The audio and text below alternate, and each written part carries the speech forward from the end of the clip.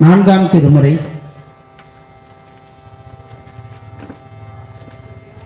நாவுக்கரசருக்கு கிடைத்த அந்த சோதனை எல்லாம் நமக்கு சாமி கொடுத்திருந்தார்னா இருக்கிற இடம் காணாத போயிட்டு இருக்கும். இந்த சமணர்கள் எல்லாம் ஒரு எறும்புக்கு கூட துரோகம் பண்ணாதவங்க. எப்படி பட்டம் வாங்கி வச்சிருக்காங்க பாருங்க. இந்த சமண சமயத்தை சார்ந்தவர்கள் எல்லாம் நடக்கும்போது எறும்பு வழியில இருந்ததுன்னா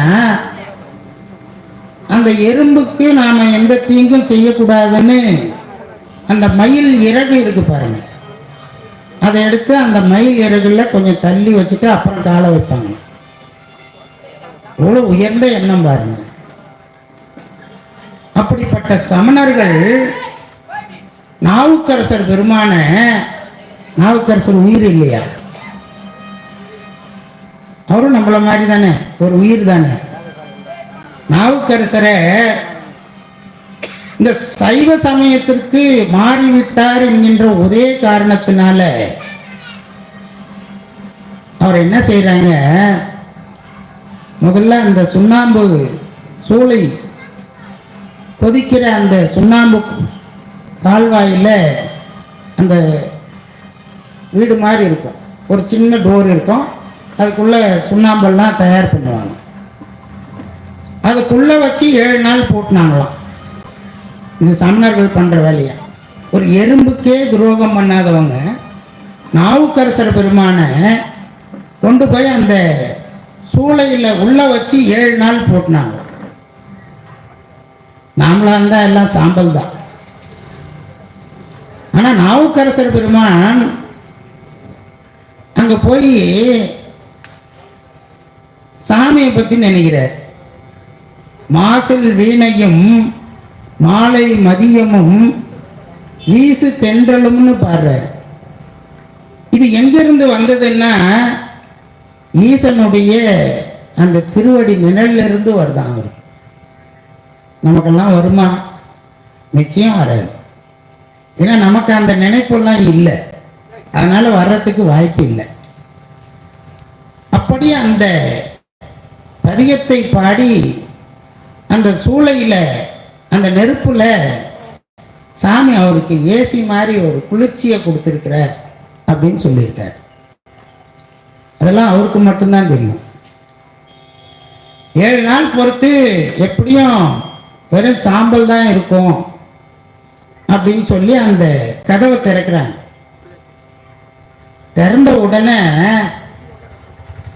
ரொம்ப அன்னைக்குதான் பிறந்த நல்ல சந்தோஷமா அவர் முகத்தை பார்த்து சிரிச்சுட்டு வந்த உடனே சமணர்கள்லாம் பயந்து போயிட்டாங்க. என்னடா ஒரு நாவுக்கரசரா இல்லை பேயா அப்படின்னு பயந்து போய் அந்த மன்னனிடத்துல போய் சொன்னாங்க. அப்ப அவர் சொன்னாரு, இதுக்கு என்ன வழின்னு தெரியல, நீங்களே சொல்லுங்கன்னு சொல்றாரு. அப்ப சமணர்கள் சொன்னாங்க, ஒரு பெரிய பள்ளம் தோண்டி அதுக்குள்ள நாவுக்கரசரை இறக்கி அவர் தலை மட்டும் தெரியணும். அந்த தலை தெரிஞ்ச உடனே யானையை வந்து அனுப்பணும். எவ்வளவு நல்ல எண்ணம் பாரு. அந்த யானை நடக்கணுமா, அந்த யானை வந்து சரியா அந்த 4 காலில் ஒரு கால் அந்த தலையில வச்சு அழுத்தணுமா. எப்படி இருக்கு பாரு. இது சமணர்கள் செய்த வேலை. உடனே அவர் எதுக்கும் கவலைப்படலை. உடனே அவரு அந்த பணிகளுக்கெல்லாம் ஆயத்தமாகி குழியில போட்டு சாமியை உட்கார வச்சுட்டாங்க.